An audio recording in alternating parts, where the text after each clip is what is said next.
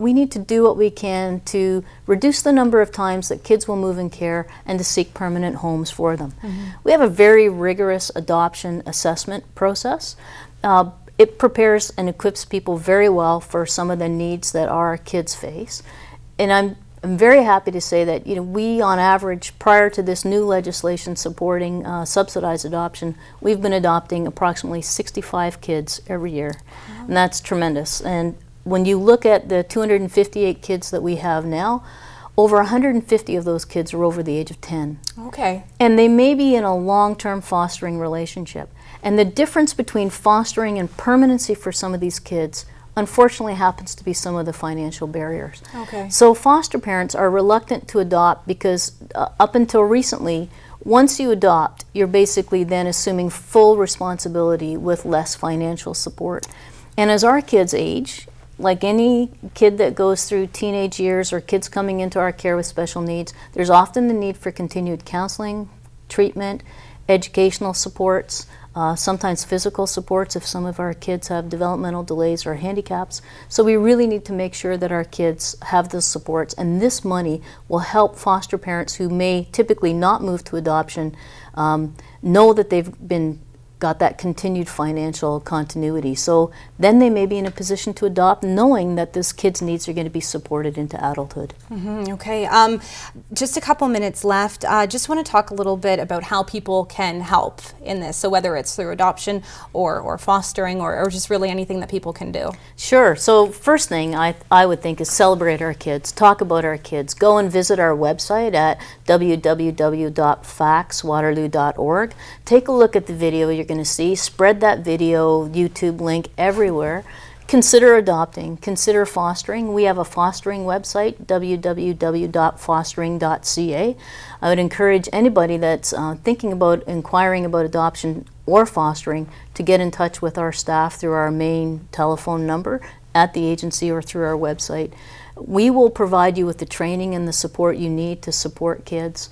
There's also opportunities to support scholarships for our kids, and you can support those kids that are 21 and are no longer receiving any government support through a new scholarship fund that we have, and our foundation can help point you in the right direction there. So there's lots of ways. One is your emotional support and your assurance that our kids can do well and they will do well, and then there's a range of things you can do beyond that. Okay, Allison, thank you so much for your time this evening. We do appreciate it. Yeah, thanks for having me. Thank you. Do stay with us. Lots more show coming up. As we've mentioned, we will be watching that video that's on YouTube. We'll show it to you and tell you how you can view it as well. And if you'd like to get involved in our conversation, our phone number 519-893-6905. We'll be back right after this.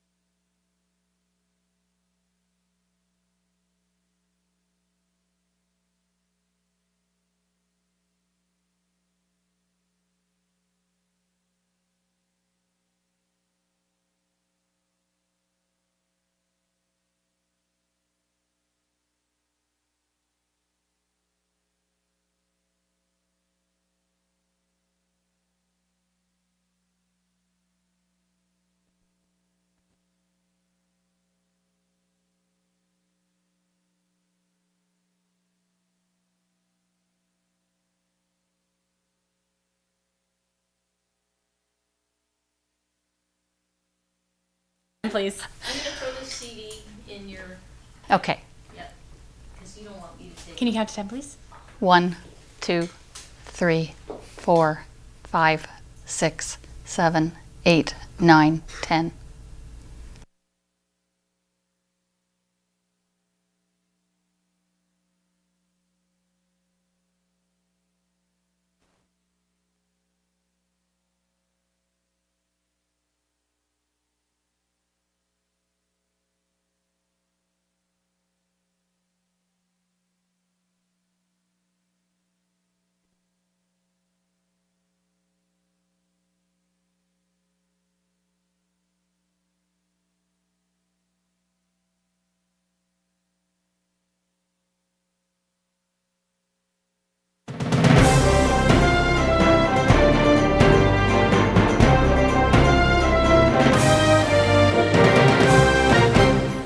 Hi, welcome back. We're talking about youth leaving care, and as mentioned, we will be watching a very inspirational video later on this hour. First, though, in studio, we have Vicki Stryker. She joins us now, Children's Services Worker, Family and Children's Services, Waterloo Region. Vicki, welcome. Thank you very much for your time.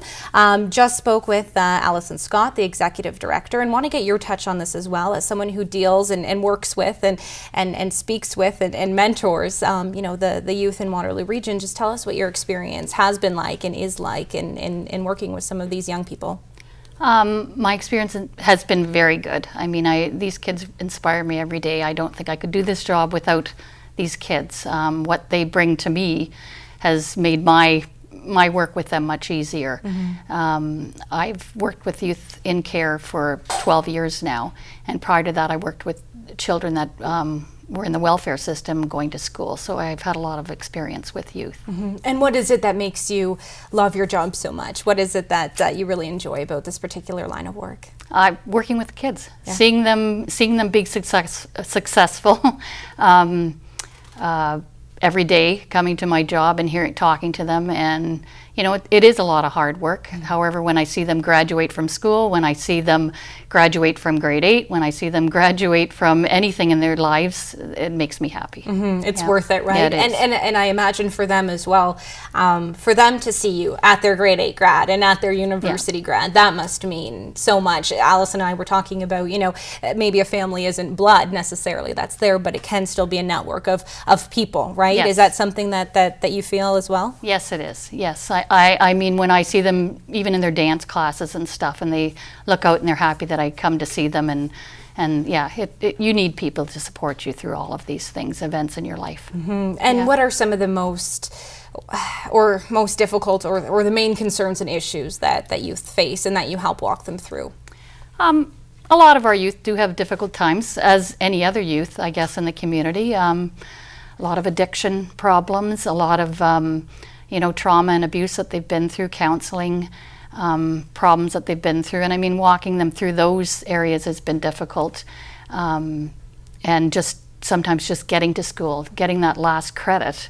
I have, certain youth that have only, have one credit to go, but they're holding on to getting that one credit because I think they feel that they're going to miss us if they get that credit. They move on, kind of thing. So it's been a long struggle. Yeah. And so what do you do? What's your role? How do you help them work through these things? How do you kind of walk beside them in these difficult moments of their life? Attend their counseling with them, take them to addiction services if they have to do that, go to the schools, speak to their guidance counselors, trying to get some academic support in the classroom, tutoring, just to get those credits. So being there for them, making the phone calls beside them so that they learn how to do that, and helping them through those times. So you're a busy woman then, is what you're saying. Can be, yes. Yeah. Can you share some of the, and we will hear from a couple of youth as well and watch that video as mentioned, but some success stories that really stick out in your mind? I've recently had a girl who graduated from ECE, and that was a year ago. She just got a full-time job in ECE, and I was one of the first people she told. So that's been very, that was inspiring to me that she was able to do that. I have another youth that's just going to receive a scholarship through our program to be a child and youth worker, and she had a really difficult teen, and I don't even think she thought she was going to get through high school, but she made it to college, and she's off in September going off to college, so she's really looking forward to that. Are you ever surprised by the type of resilience and perseverance that you see from some of these kids? Yeah, I am. Yeah. Every day. Every day? Yeah, I am, because for them to be able to get up every day and go to school and learn and do what they have to do with having all of that history behind them. I don't know how they do it some days, because I know, some days I don't want to get up or whatever, but I do it because I see them doing it. So. And what do you want people to take away from a conversation like this, or from the video we're going to see? And what do you really want people to know about some of these kids? I mean, they're not kids, but they're not quite adults. Yeah. Well, I want people to know that they still need the support of the adults. They're young adults to go through school. I mean, when you're 21, most of our kids don't finish high school till they're 20, so they don't have a lot of time left to finish their education. So if we aren't there for them past 21, I don't know how, when they're 24 or 25, if they don't have family there to help them out, or the agency to help them out during that time. I think people need to know that they need this support. Yeah, and is that something you really stress? Get your high school, go on to post-secondary education. Is that something that It's important. Yeah.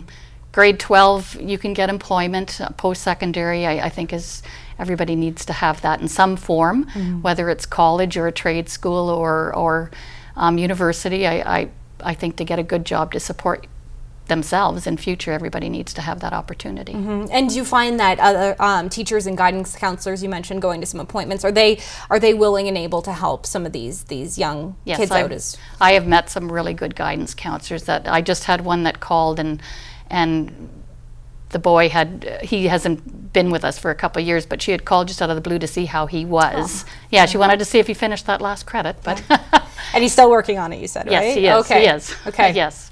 And what about you, Vicki? Do you still do follow-ups? Do you still get the odd, knock, knock, knock, hey, how are you 5 years later I type have thing? And 25-year-olds still calling me. They text me all the time just to let me know how they're doing, and I meet them for lunch, and I do keep in contact. Yeah. Yes. And okay, just wrapping up here. So I guess again, just perseverance, and it really shows that anyone can do anything, doesn't it? Is that one of the kind of main messages that we're seeing here? Anyone can do anything, but we all need support doing it. Yeah, and you mentioned that community support is really important. So of course we have an agency like yours. You have those, great guidance or teachers. What else can the average person do, though? The public. I mean, what type of support would you like to see just from the average person? I guess watching this video, contacting some of the websites that we mentioned, that Allison mentioned before, just to get involved as foster parents or volunteers within our agency. There's lots that the average community member can do to help inspire these youth. Okay, very good. Vicki, thank you very much for your time. We do appreciate it. Do stay with us. We've been talking about this video. Really neat, really interesting, really eye-opening. So we are going to take a quick break. We will then watch the video, and we'll hear from a couple of stars from the video, Jessica and Brandon. When we come back, we'll be back right after this.